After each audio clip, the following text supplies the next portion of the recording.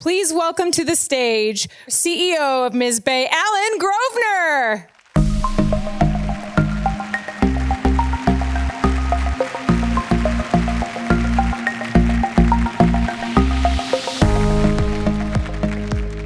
It's 5 years ago, and I'm driving north from Los Angeles to the Mojave Desert, and I'm really excited because the small company I work for, Maston Space Systems, has just won this massive opportunity from DARPA to design a next-generation space launch system. We were chosen for the XS-1 program. The goal of XS-1 was to design a space launch vehicle, two-stage vehicle that would launch the booster together with the upper stage to the edge of space. The upper stage would continue to orbit with the satellite. The boost stage would turn around and fly back and land. And not only would it be landing like today the Falcon 9 does from SpaceX, but it would also be ready to fly again the next day. They wanted so-called aircraft-like operations. Super exciting project. I was also really nervous. We were a very small company. Total number of people in the company, about 30 people. I was leading an aerodynamics team of 2 people, including myself. Now, the reason I was driving from Los Angeles to Mojave is a magical place. You can fly experimental vehicles there, you can light off rocket engines, you can fly to space, but it's the desert. You don't want to live there. So I was going to have this long commute every day, an hour back and forth. I knew in this program that we were going to have access to Department of Defense supercomputers, and I knew that I wanted to somehow make use of this drive time. So I tethered my laptop to my phone. I wrote a series of scripts that enabled me to initiate a lot of compute jobs while I was connected remotely to the DoD supercomputers. And then I connected speech control to those scripts. And for the following several months, I had ongoing conversations with my laptop on the drives to and from Mojave. I got an incredible amount of work done while I was on these drives up and down the 14 highway, using high-performance computing to run design cycles, to check in on jobs, and it made a tremendous difference in my ability to get work done. But I want to tell you how I got there. When I was a 12-year-old boy, I was not so interested in school, but I loved science fiction. I loved watching Knight Rider, where the super intelligent car Kit was helping Michael Knight fight crime.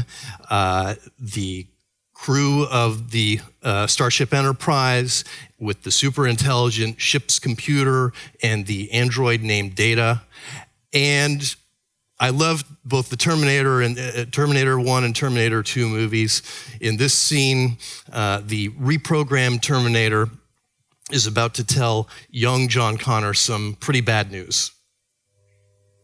Well,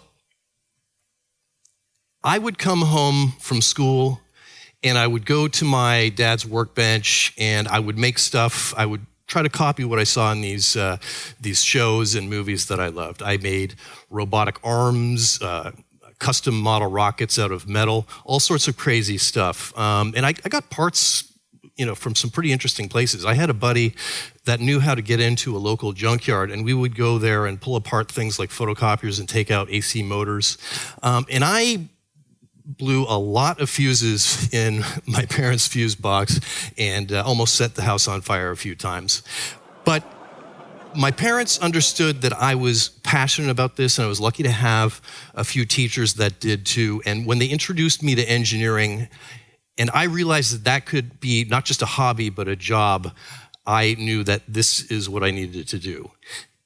Now, I ended up going to school for mechanical engineering at Carleton University and then aerospace engineering there as well.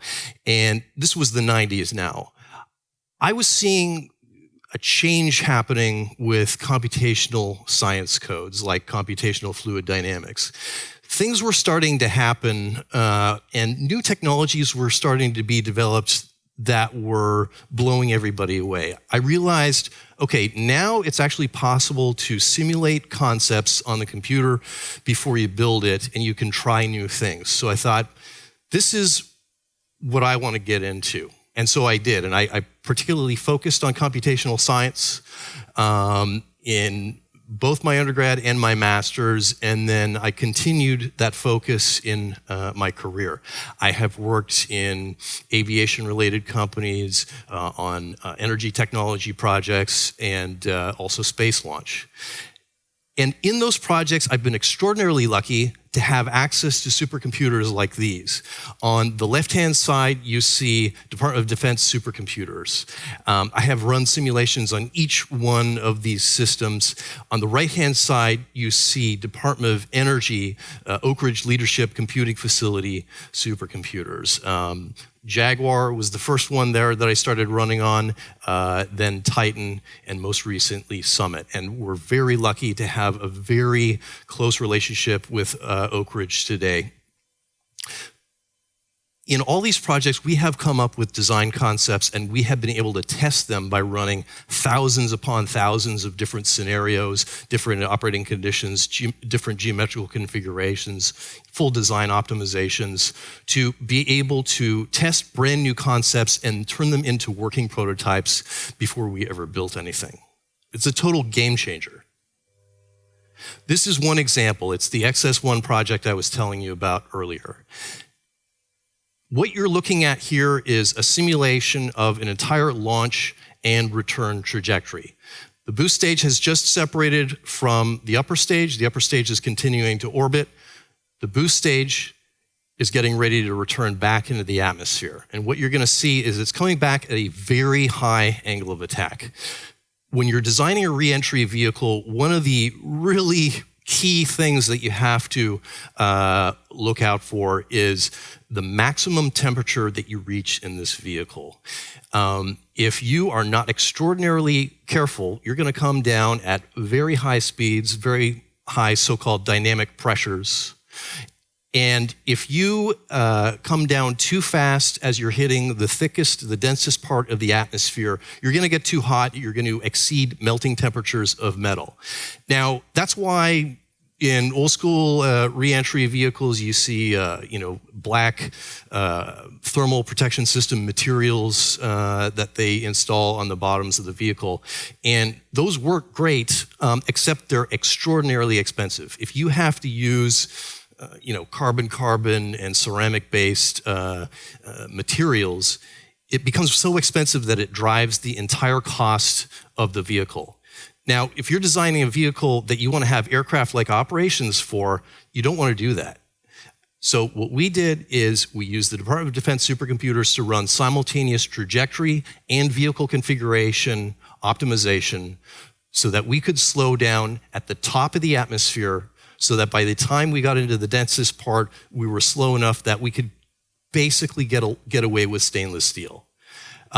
We also put carbon on the leading edges. But as a consequence of using the Department of Defense supercomputers, we came up with a launch and reentry design configuration that has never been done before. And when we presented it to DARPA, they responded by being very nervous. When you're designing high-speed flight vehicles, whether it's an aircraft or a rocket, generally, they don't want you to try something brand new. They want something with so-called heritage. The reason is because a lot of test pilots have died because they discovered in the absolute worst time you could discover that there's a yaw roll coupling, for instance, which means if you want to turn right, the vehicle actually turns left. You don't want that. And you certainly don't want to discover that when you're testing it for real. Also, tons of rockets have blown up. So generally, they don't want you to try a brand new configuration. They want to have you choose configurations that have already been fully studied and characterized like crazy. But the problem is the way we responded to them is we said, look, you want to achieve something that is completely unprecedented, something that's never been done before. We're not going to get there with the fully studied older configurations. But we knew that we had done our homework. We had run a very large number of simulations. We had fully characterized aerodynamic databases that we had run on the supercomputers. And so we had some confidence. And when we built the wind tunnel test model and ran a series of wind tunnel tests, the measurements compared very well with our predictions. They matched. DARPA switched from being concerned, worried about this configuration, to loving it. They told us it was one of the favorite things that we did in this program.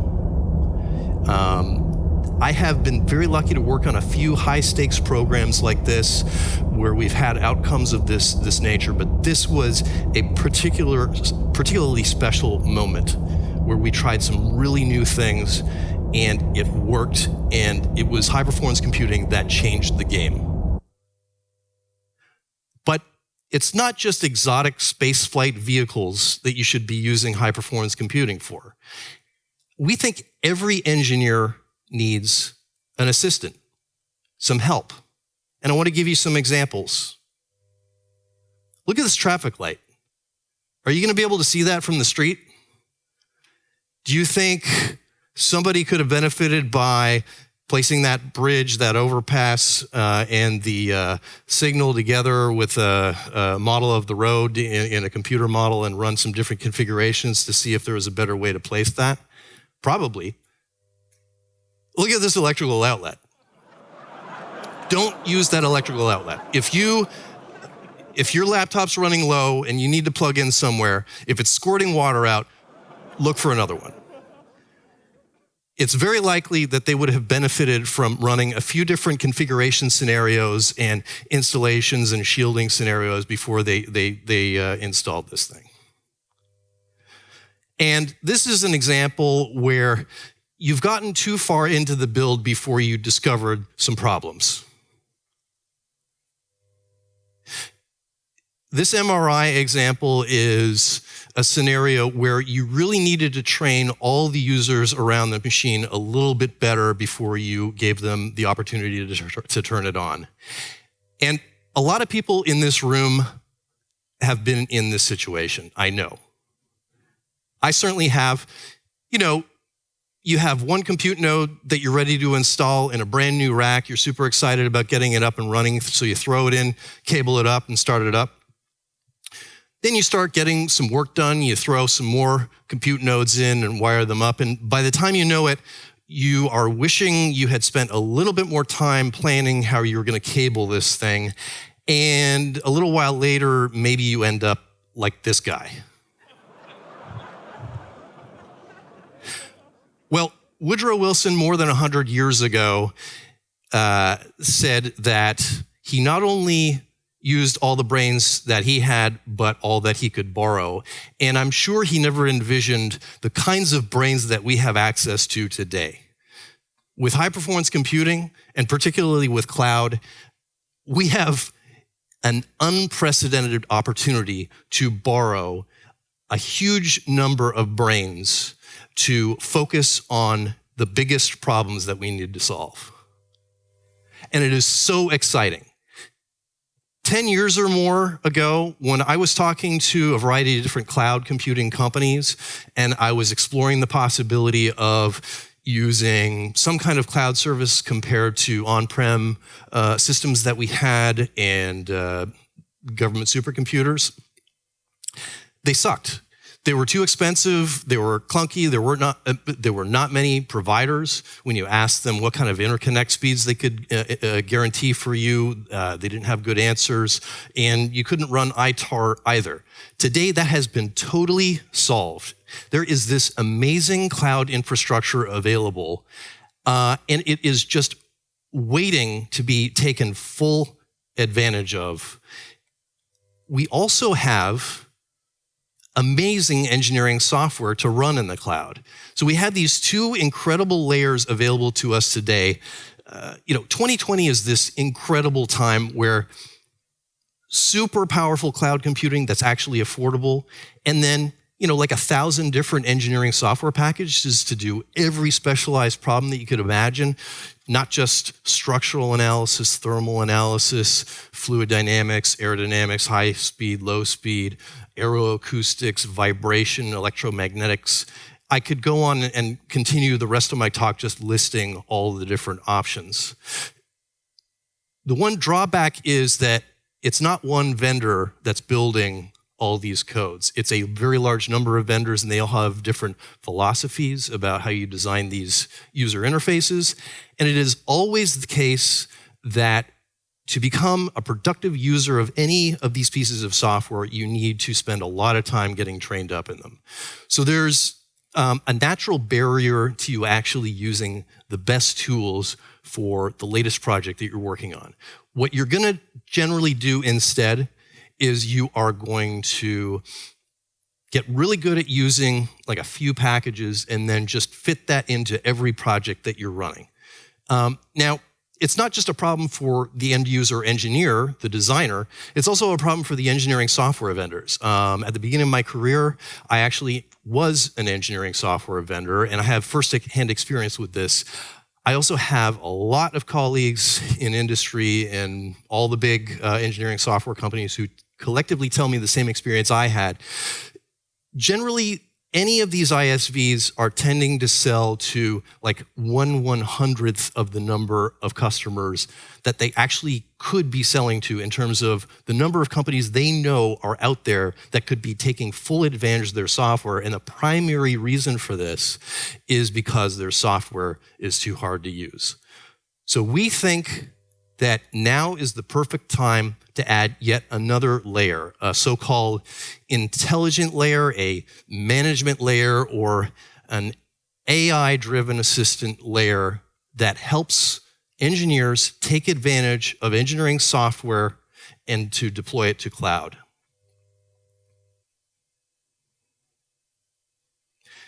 And we have been developing an AI-driven assistant that we call Guru. Now, Guru begins with a client that you install on your device. We don't just design this to run on your desktop computer or your laptop. We also intentionally design it to run on your mobile device. And it's not just because of experiences like the one I told you about driving up the 14 highway to the Mojave Desert. It's because engineering in general is asynchronous, and certainly computational science-based engineering is a very asynchronous process. Here's what I mean by that. Usually you're using some kind of queued system. It's very unusual that you're going to have full access to a system that you can just set up a job, deploy the job immediately, and it just starts running right away. But even if you did have that, if you're running full design studies, maybe you're running 100 different versions of some design, some of those simulations are going to continue running for an hour, 2 hours. It depends on how you've run it and the size of the model. And a lot of them are going to fail or stop running for a variety of reasons. Sometimes they're just really bad designs. So the performance is actually so bad that the physics that you're simulating is screwed up and the job just crashes. Other times, there are just very nasty problems that you run into that's just a part of the process of running very large number of parametrically varied jobs that there are infinite number of reasons why the job's going to fail. And then sometimes compute nodes go down. And so to be able to actually do this kind of work, there's always some time that elapses between when you intended for the job to start and when you actually get all the results that you need. So it's very asynchronous. And what that means is, particularly at the beginning of my career, I didn't have a life too much if I had design deadlines, because my simulations weren't just running during business hours. I would generally spend a good part of the day setting up jobs, setting them up to run, and then I'd find out in the evening that some of them crapped out, and I have to go and diagnose why they were and get them back up and running. The same would happen on the weekends. Today, we have enough tools available to us that you should be able to check in on your mobile device and find out what's going on and give simple commands to the assistant to get the jobs that failed back up and running for you. So that's where it begins. And it's a very modular system. Each of the specialized capabilities that the assistant has is contained in an individual module, or what we call agent, and then the agents reside on our servers in what we call an agent society. And without going into too much detail, we're using a hybrid intelligence methodology at the agent level, where we're using techniques that enable us to capture procedural, symbolic rules, and also learn from relatively sparse data sets to give the agent the learning ability to be able to actually run these kinds of jobs. And then we connect to services, like speech services. You can talk to this assistant. Once the goal manager of the assistant has decided what tools it's going to enroll in your job, how it's going to set up the workflow, then it deploys it to cloud systems. And the reason that we're doing this is because we know right now there's a very small fraction of engineers that are actually making use of high-performance computing to explore brand new concepts and solve hard problems. Out of a crowd like this, you have a very small fraction of users who actually have all the expertise combined that's needed to do this kind of work, and we want to change that. You know, if you imagine what does a creative person look like, and you imagine an engineer, not everybody is going to come up with the same image in their mind. Maybe this is a person who has some really fun, cool, imaginative ideas. Wouldn't it be great to give this person the ability to harness the power of cloud computing and actually try those ideas out? And this guy doesn't look happy. We've seen this guy in the office somewhere along the way, right? Well, wouldn't it be nice to give this guy some tools that would make his job a little bit more fun? That's what we're doing. We're making using cloud computing easy in engineering. We're extremely passionate about it, and I want to give you a glimpse of what we're talking about. This is a working prototype that's actually running jobs at Oak Ridge National Laboratory, and it's operating based on speech control. Try this. It's going to change your life. Guru, I need to run a new simulation. Engaging convergence robustness agent. Engaging parallel compute agent.